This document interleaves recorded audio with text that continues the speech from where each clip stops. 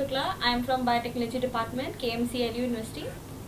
Today we are covering the topic column chromatography. As discussed in the last lecture, we have gone through a brief introduction to the concepts of chromatography and the first type of chromatography, that is the planar chromatography or the paper chromatography. In that we had discussed the TLC plate, its applications and how it is run. Today we will be covering column chromatography. So what is the term column chromatography means?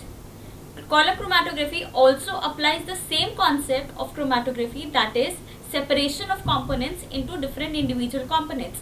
But how is it differentiated from the planar chromatography? In this system we apply our the stationary phase, that is the silica gels, that is packed into a glass column, and the mobile phase is passed through the column. Whereas in the planar chromatography we were coating a plate with the stationary component, and the samples used to rise up the stationary phase and separate our columns. In column chromatography we separate our components in different parts. We collect our components in different parts. Okay, so a column chromatography is a technique in which we apply the basic principle of adsorbent. The molecule that we are separating is adsorbed onto the stationary phase, or if it has a more affinity towards the mobile phase, so it will elute out via the mobile phase first. Okay, so it is a solid liquid technique. In this, solid is the stationary phase and liquid is the mobile phase. In the mobile phase we can use either the liquid system or the gaseous system. Both the systems are coming under the liquid phase, that is the mobile phase. This phase helps our components to move via the stationary phase. Next, as we were calculating the RF, that is the retention factor in the planar chromatography, by run of a solvent run from start to end, and the solvent run from the analyte end. In this we are calculating the RF by distance travelled by the solute and the distance travelled by the solvent.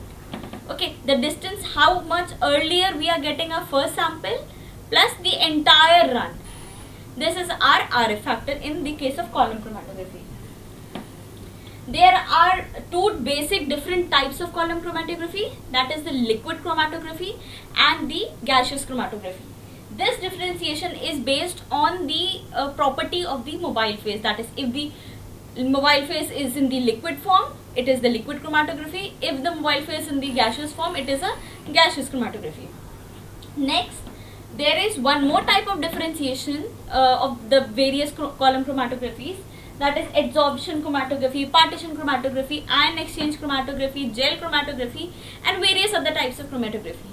This differentiation is on the basis of property of the solute in a sample which interacts with the mobile phase and the stationary phase. That means the analyte which we are separating, how is it interacting with the mobile phase or the stationary phase to get it separated. Okay, so in the case of adsorption chromatography, the property that we are studying in this is the adsorption, how easily our sample gets adsorbed on the mobile phase or the stationary phase. Partition chromatography, which separates out first. Ion exchange chromatography, depending on the property of the ions of the particle. And gel chromatography, that means the property we are studying here is the size of the particles. So what are the instrumentations used in the column chromatography? If we divide an entire column chromatography system into various parts, we can differentiate into, first is the stationary phase. The stationary phase is either packed inside a column, or we can coat the walls of the column with the stationary phase.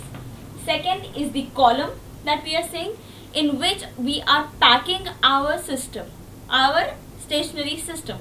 Okay, so in the liquid chromatography, the column that we are having is having 25 to 50 centimeter long and 4 mm its internal diameter. Whereas in the gaseous chromatography that we are studying, it is 1 to 3 meter long and 2 to 4 mm internal diameter. This is the difference, because the gaseous form doesn't need that much volume to pass through. That's why. The third is the mobile phase and the delivery system. Mobile phase, that means our analyte that is traveling through the stationary phase is also mixed with the mobile phase. So mobile phase is the phase which helps the movement of a sample through the entire system. Also it delivers, means we collect a sample in the form of dissolved in the mobile phase only. Fourth is the injector system. Injector system is the system which inputs our sample, our analyte, our mixture of components into the chromatographic column. Okay. The detector and chart recorder. The detector and chart recorder, in this, when we are separating our different components by the column chromatography, we collect our samples in different vials, because our sample is running through the system, and depending on its property, on which basis we are separating, we collect sample dissolved in the mobile phase at different intervals in a different tube, which is further studied in the TLC, that is thin layer chromatography, that we have studied to differentiate its properties. And last, that is the fraction collector. This is the part where we collect our samples, our individual component samples, the purified form samples that we are further going to use for the experiments. Thank you. And in the next lecture, we will be continuing with the different types of column chromatographies.